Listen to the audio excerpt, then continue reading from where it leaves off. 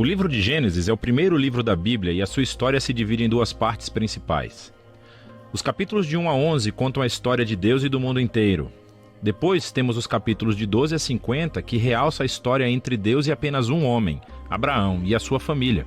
Essas duas partes estão conectadas por uma história que começa no capítulo 12. Esse esboço nos dá uma ideia de como entender a mensagem do livro como um todo e como ela apresenta a história da Bíblia inteira. O livro começa com Deus tomando a desordem e a escuridão descritas na segunda frase da Bíblia. E disso Deus traz a ordem, a beleza e a bondade. Ele cria um mundo onde a vida pode florescer. Deus faz essas criaturas chamadas humanos, ou Adam em hebraico. Ele cria os humanos à sua imagem, que está relacionado com o seu papel e o propósito deles no mundo de Deus.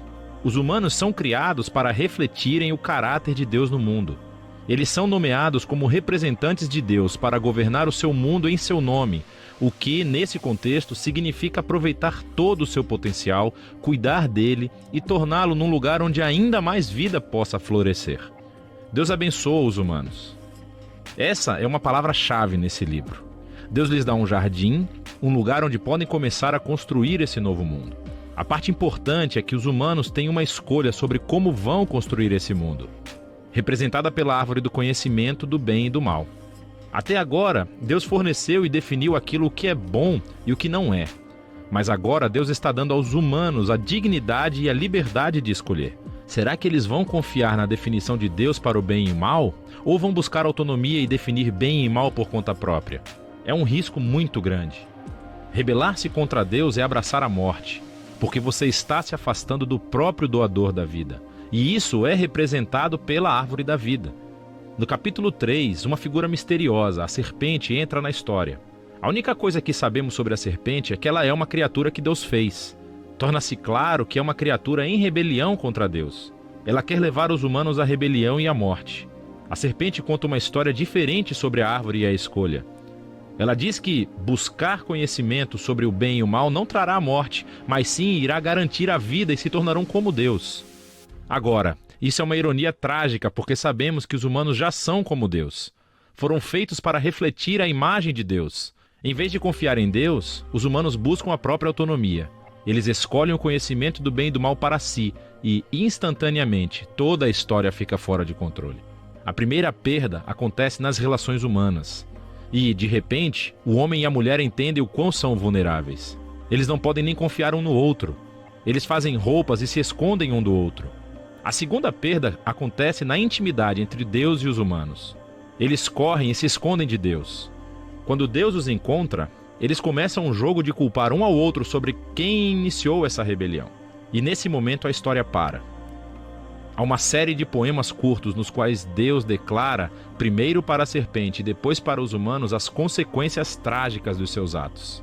Deus primeiro diz à serpente que, apesar da sua vitória aparente, ela está destinada à derrota e a comer poeira.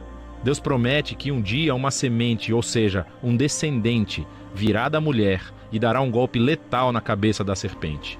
O que parece uma ótima notícia, mas essa vitória terá um custo, pois a serpente também dará um golpe letal no calcanhar do descendente, enquanto está sendo esmagada. A promessa desse guerreiro ferido é misteriosa. Mas no fluxo da história até então, você vê isso como um ato de graça de Deus. Os humanos acabaram de se rebelar. E o que Deus faz? Ele promete resgatá-los.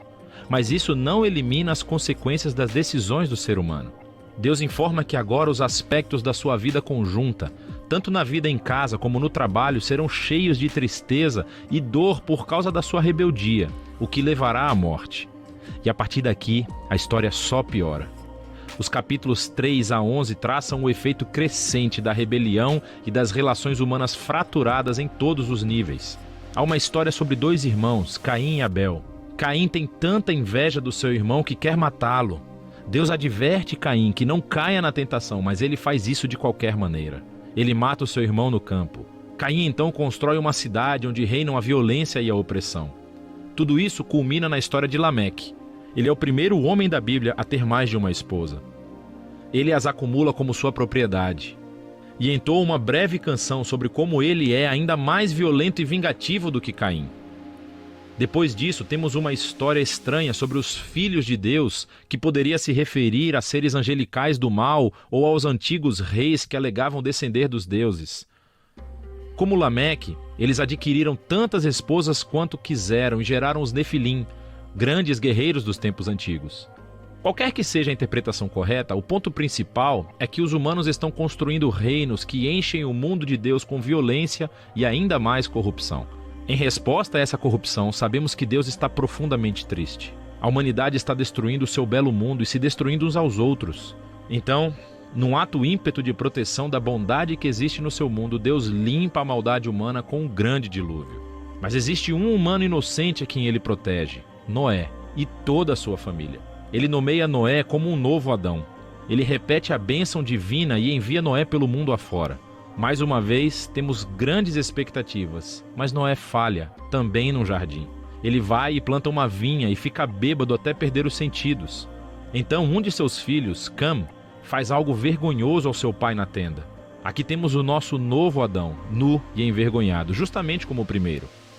E novamente tudo piora. O que leva à fundação da cidade da Babilônia. As pessoas da antiga Mesopotâmia se reúnem em torno de uma nova tecnologia, o tijolo. Elas podem construir cidades e torres mais altas, bem mais rápido do que qualquer outro povo. Eles querem construir um novo tipo de torre que chegue até os deuses para tornar os seus nomes famosos. É uma imagem da rebelião e arrogância humana. É a rebelião do jardim, dessa vez amplificada. Deus humilha o seu orgulho e os dispersa. Essas são histórias diversas, mas você pode ver que todas exploram o mesmo princípio básico. Deus continua dando aos humanos a chance de fazer a coisa certa com o seu mundo, e os humanos continuam a destruí-lo.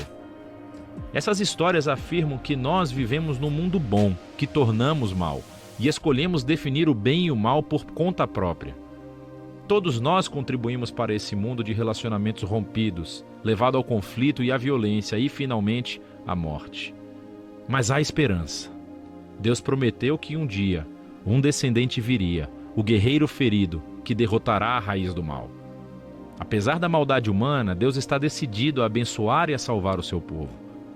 Então a grande questão é, claro, o que Deus vai fazer? E a próxima história é o elo onde encontramos a resposta. Mas por enquanto, é disso que tratam os capítulos de 1 a 11 do livro de Gênesis.